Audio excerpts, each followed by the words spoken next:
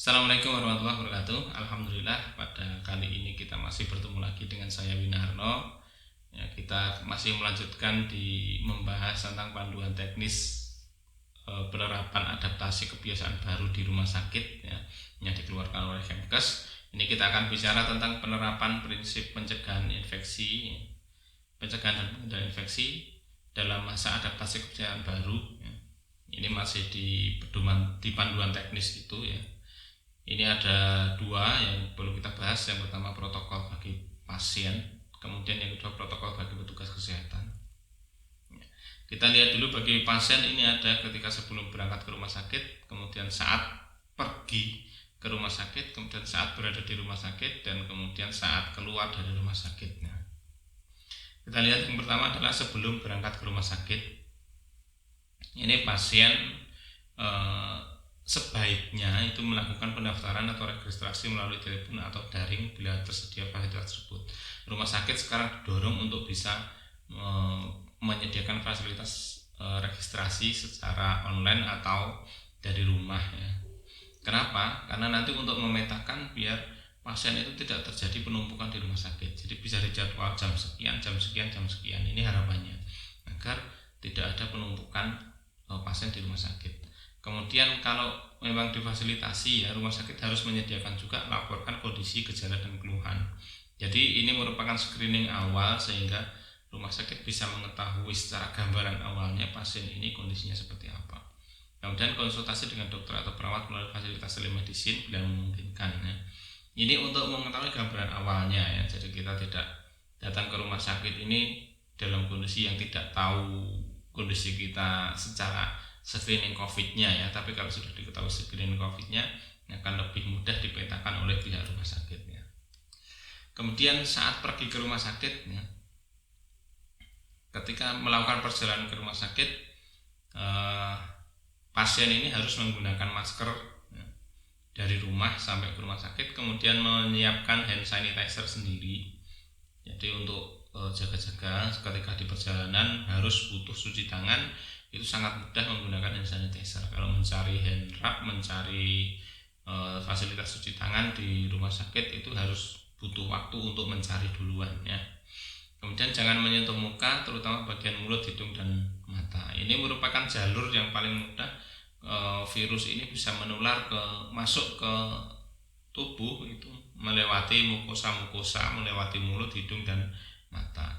Kemudian mendatangi bagian pelayanan rumah sakit sesuai dengan jadwal yang disepakati atau dijanjikan.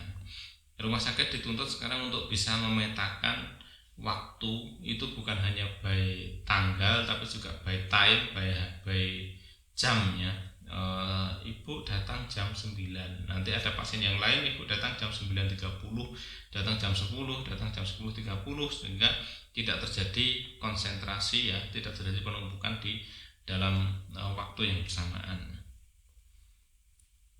Kemudian saat berada di rumah sakit tetap harus menggunakan masker ya, tetap masker yang masih dipakai dari rumah itu harus selalu dipakai.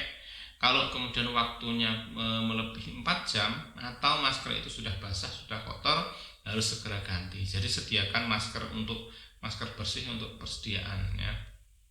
Ini kemudian diwajibkan cuci tangan dengan sabun dan air mengalir selama 40 sampai 60 detik atau dengan hand sanitizer ini selama 20 detik sampai 30 detik ya. Di depan rumah sakit sekarang sudah memfasilitasi adanya cuci tangan di area depan ya, di depan IGD, di depan poliklinik itu sudah biasanya disediakan fasilitas cuci tangan di situ, tidak hanya dengan hand sanitizer tapi dengan cuci tangan yang air mengalir. Jadi semua pasien yang datang sebaiknya melakukan cuci tangan semacam ini. Kemudian menjaga jarak ya antar pasien lebih dari 1 meter, termasuk ketika menaiki tangga, termasuk ketika dalam lift itu tidak boleh terlalu banyak orang di dalam lift. Kemudian jangan menyentuh muka, terutama bagian mulut, hidung dan mata seperti tadi. Kemudian laporkan kondisi atau gejala sakit yang diderita dengan sejujurnya kepada petugas ya. Ada beberapa fenomena bahwa pasien ini membohongi petugas ya. Ada gejala tapi mengaku tidak ada gejala, ini sangat berisiko terhadap petugas kesehatan.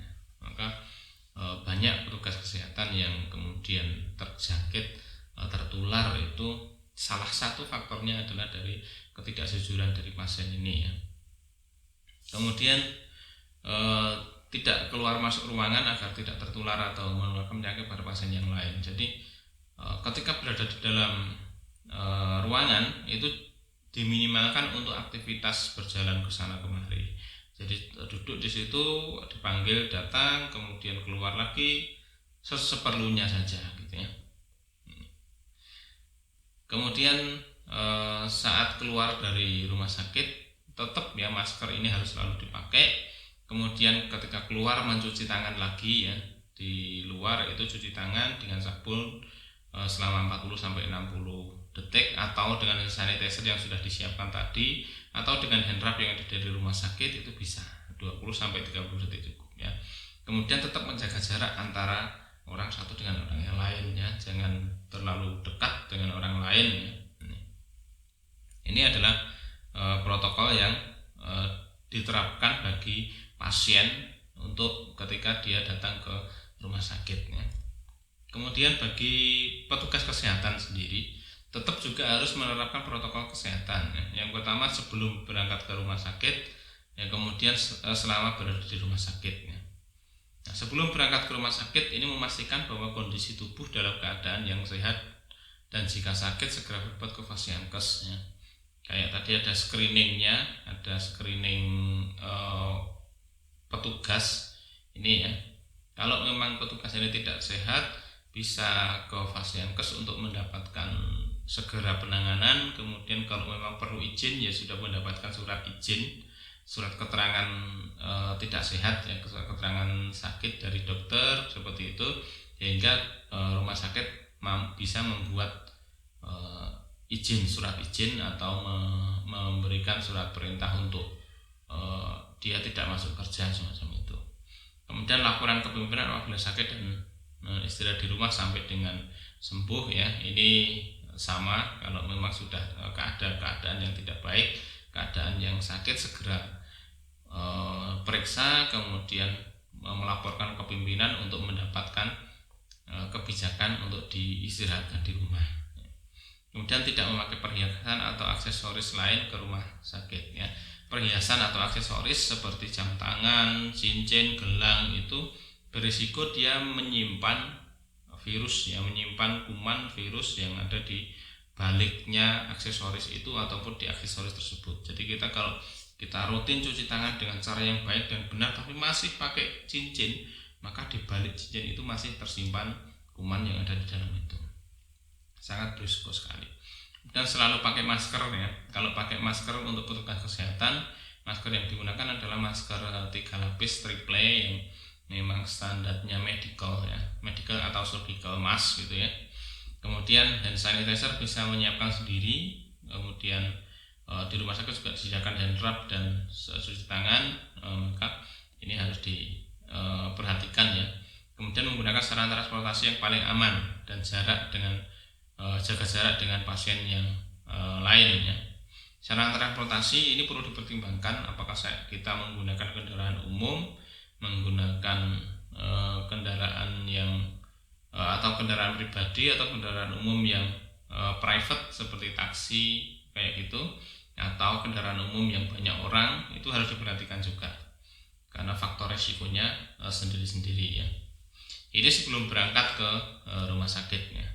Dan ketika berada di rumah sakit ya, masuk melalui pintu petugas yang berpisah dengan pintu pasien dan pengunjung ya. Ada rumah sakit harus menyediakan pintu yang berbeda. Kemudian bagi petugas yang akan melakukan kontak dengan pasien, ganti pakaian pribadi dengan pakaian rumah sakit dan tinggalkan di loker bagian penitipan barang ya. Jadi sebaiknya menggunakan baju kerja yang dari rumah sakit itu berbeda dengan ketika dibawa datang ke rumah sakit ataupun nanti untuk pulangnya. Itu harus berbeda ya. Ketika ada di dalam rumah sakit melakukan pelayanan, bajunya berbeda. Kemudian diwajibkan cuci tangan dengan sabun dan air mengalir ini ya. Kemudian dengan hand sanitizer ini ya.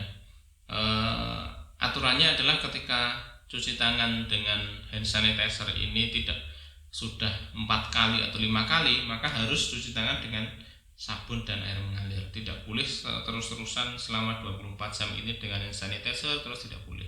Harus dengan sabun diselingi selama 4 kali atau maksimal 5 kali cuci tangan dengan hand sanitizer atau hand rub, harus cuci tangan dengan sabun dan air mengalir. Kemudian selalu menggunakan masker saat bekerja ya. Masker ini masker bedah ya, triple. Ini ketika di rumah sakit ya. Ini teman-teman yang bisa kita sampaikan tentang penerapan prinsip pencegahan dan pengendalian infeksi dalam masa adaptasi kebiasaan baru. Ini mengacu pada buku panduan teknis penerapan adaptasi kebiasaan baru di rumah sakit di menghadapi era pandemi COVID ini. Mudah-mudahan bermanfaat. Assalamualaikum warahmatullahi wabarakatuh.